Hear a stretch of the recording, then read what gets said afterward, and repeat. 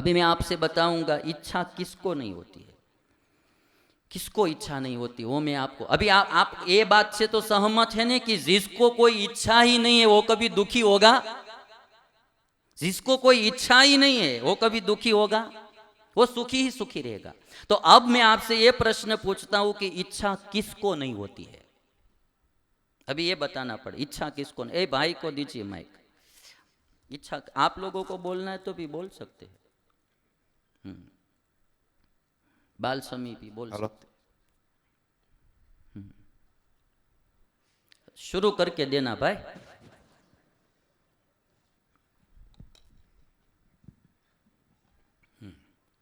चलो दूसरा ले लो। हेलो, जय स्वामीनारायण। जय स्वामीनारायण। गांडो व्यक्ति हो ने कोई इच्छा न हो, ये हाज भाई बहुत पक्की बात बताई आप।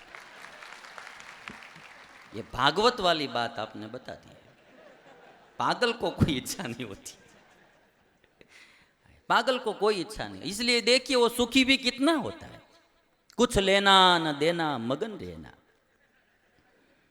वो कहीं भी जाता है वो सुखी ही सुखी होता है। उसका मान करो या अपमान करो, खाना मिले या न मिले, कोई बुलाए या न बुलाए, सब भूमि गोपाल की। पागल को आप देखो, सब भूमि गोपाल की। ये एक तो पक्का है, पागल को कोई इच्छा नहीं होती। चलो दूसरा, बाल स्वामी बोलते जो एक ब्रह्मरूप हो जाता है माने जो ज्ञानी, उसको कोई इच्छा नहीं होती है। जैसे जड़ भरत थे, सुखदेव जी थे। एक ये जो नीचे का, अभी ऐसा होता है ना कि ये नीचे के स्तर पर है और वो ऊपर के स्तर पर है, बुद्धि से पार हो गया है। ये डाउन है और ये अप है, हम सब बीच वाले हैं, है ना। तो जो ऊपर चला जाता है उसको कोई इच्छा नहीं होती, जो ज्ञानी होता है। और किसी को बताना है तो बताओ।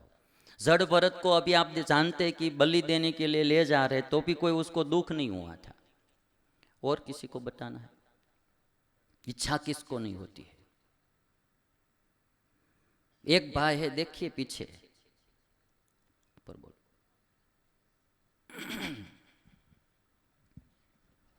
सत्पुरुष को इच्छा नहीं होती। वो तो ज्ञानी की बात आ गई। सत्पुरुष बोलो, ज्ञानी बोलो, वो सब एक में आ गया। अभी किसी को बोलना है? ये आगे दीजिए, आगे ये भाई को। जय स्वामीनारायण। जय स्वामी।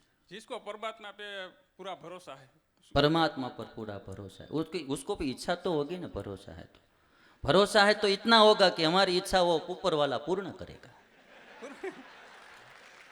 पूर्ण भरोसा है। हाँ तो पूर्ण भरोसा है तो माने कि वो सब करेगा, जो करेगा अच्छा करेगा। वो भी हो सकता है एक ऐसा कि वो करेगा, वो अच्छा करेगा। ठीक है, अब किसी को बोलना है कुछ? जय जय स्वामीनारायण। हाँ जय स्वामीनारायण। जे वैराग्य नो भाव होय एने इच्छा हो। हाँ, वैराग्य को इच्छा नहीं होती। वो ज्ञानी वाली बात में दोनों मिल जाएगी। ठीक है, चलो अब मैं बताता हूं आपको। चलो सबसे पहली की बात है कि जो अज्ञानी है उसको कोई इच्छा नहीं, जिसको अभी कोई ज्ञान नहीं है। जैसे कि आप समझ लो कि बच्चा है, छोटा बच्चा, उसको आप सोने का बिस्किट देंगे तो वो लेगा, छोटा सा खिलौना देंगे तो वो ले लेगा। खिलौना के लिए वो रोएगा, खिलौना देंगे तो आप वो प्रसन्न हो जाएगा। अभी 10 रुपया वाला खिलौना देंगे तो वो राजी हो जाएगा। जो आप लाख रुपया वाला बिस्किट देंगे सोने का तो वो इतना प्रसन्न नहीं होगा। हमारे स्वामीनारायण संप्रदाय में एक कथा आती है जोहिता खाचर की। उन्होंने एक गहना पहना हुआ था सोने का। भगवान स्वामीनारायण के हाथ में आम का फल था। भगवान स्वामीनारायण ने कहा कि जोहिता खाचर, आपको आम का फल खाना है, आम खाना है? तो कहा कि हाँ मुझे खाना है।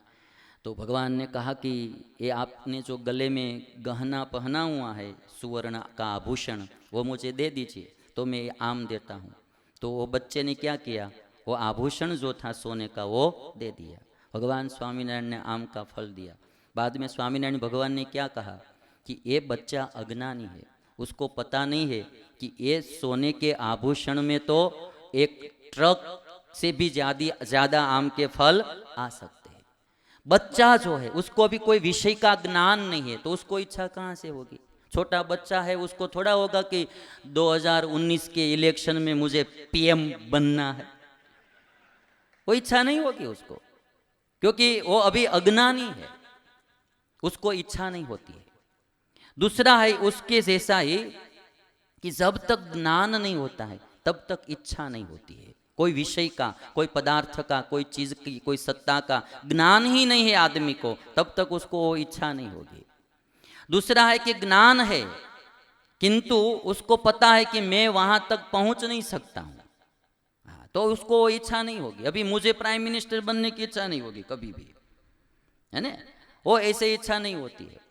किंतु जब तक इच्छा अज्ञान है, इच्छा नहीं होती है। जब ज्ञान होगा तब फिर इच्छा होगी। एक भागवत का, महाभारत का प्रसंग है कि विभांडक ऋषि के पुत्र थे जिनका नाम था ऋष्यशृंग। विभांडक ऋषि के पुत्र थे ऋष्यशृंग। ये इस पुत्र का जन्म जंगल में ही हुआ था, जंगल में हुआ था। कभी भी उन्होंने कोई स्त्री नहीं देखी थी, कोई महिला को देखा ही नहीं था। जंगल में ही और पिता और पुत्र रहते थे। अभी देखिए, इनको महिला का, स्त्री का ज्ञान ही नहीं है, इसलिए स्त्री की इच्छा कभी इसको हुई नहीं थी, कभी उन्होंने देखी भी नहीं थी। बड़ा हो गया था ये ऋष्यशृंग। अभी हुआ क्या, अंग देश का एक राजा था लोमपाद। लोमपाद ने कोई ब्राह्मणों का अपराध किया, इसके कारण लोमपाद के राज्य में, अंग देश में बारिश नहीं हो रही थी, वृष्टि नहीं होती थी।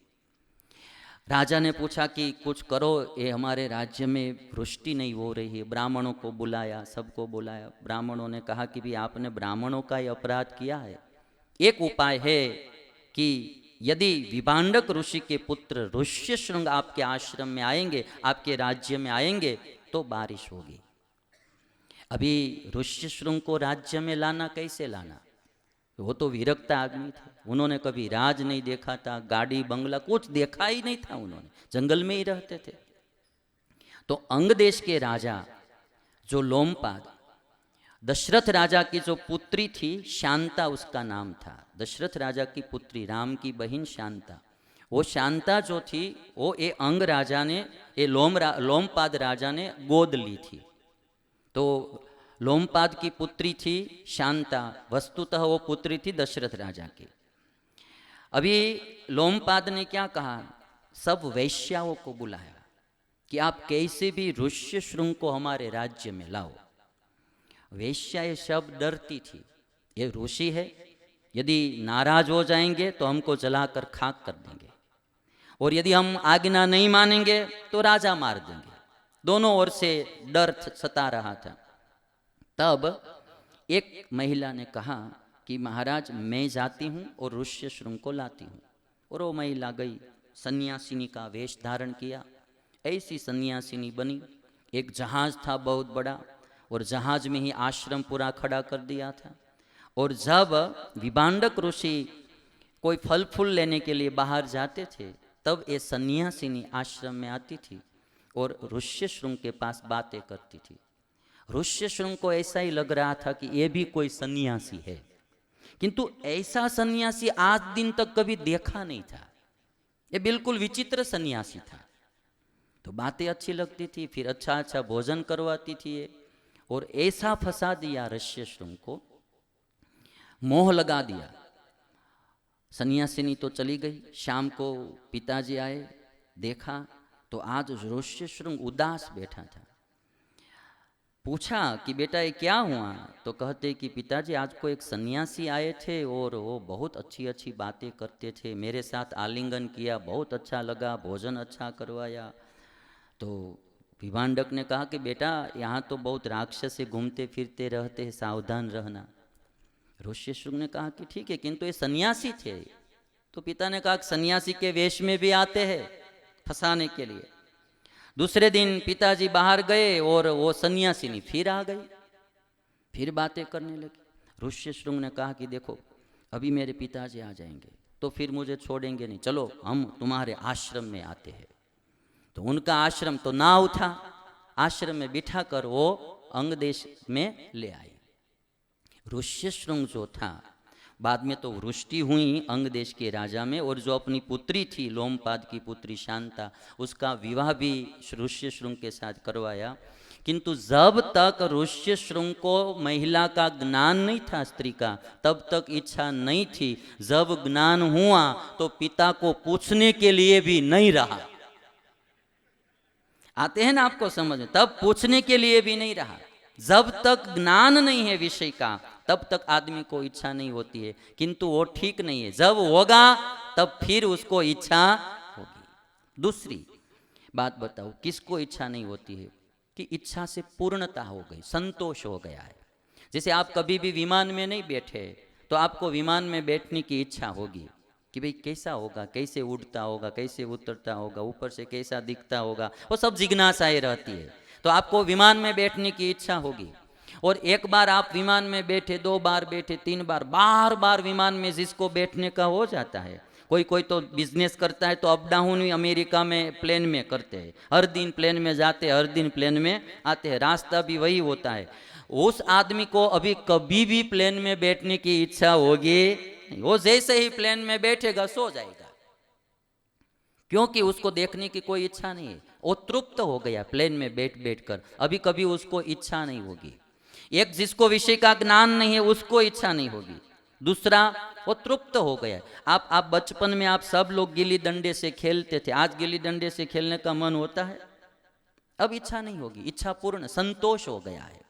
तीसरा, किसी को कोई भी प्रकार से किसी का अभाव आ गया है तो इच्छा नहीं होगी। शादी की, औरत पत्नी ठीक नहीं मिली, तलाक दे दिया, दोबारा शादी की, वो भी ठीक नहीं मिली, फिर तलाक दे दिया, तीसरी बार शादी की, वो भी ठीक नहीं मिली और तलाक दे दिया, चौथी बार कोई बोलेगा शादी करना, मत बोलना, शादी की बात मत करना, वो गुस्सान्वित हो जाएगा। क्यों? अब उसको औरत के प्रति अभाव हो गया है। ये भी ठीक नहीं मार्ग है। चौथा मार्ग मैं आपको बताता हूं, जिसको इच्छा नहीं होती है, जिनको यथार्थता का ज्ञान हो गया है और संसार में से वैराग्य उत्पन्न हो गया है। त्याग नहीं, तन से छूटे वो त्याग है और मन से छूटे वो वैराग्य है। तन से छूटे वो त्याग है और मन से छूटे वो वैराग्य है। जिसको वैराग्य हो गया है वो यथार्थ सा जानता है कि इसमें सुख कितना है या दुख कितना है। जो चीज को यथार्थता से जानता है और जानकर जिसको ज्ञान हो गया है, जिसको हमारी हिंदुस्तानी संस्कृति में सांख्य बोलते हैं, यथार्थ ज्ञान हो गया, उसको वैराग्य हो जाएगा। जिसको वैराग्य होगा उसको कभी भी दुख नहीं हो, उसको इच्छा ही नहीं होगी तो दुख नहीं होगा।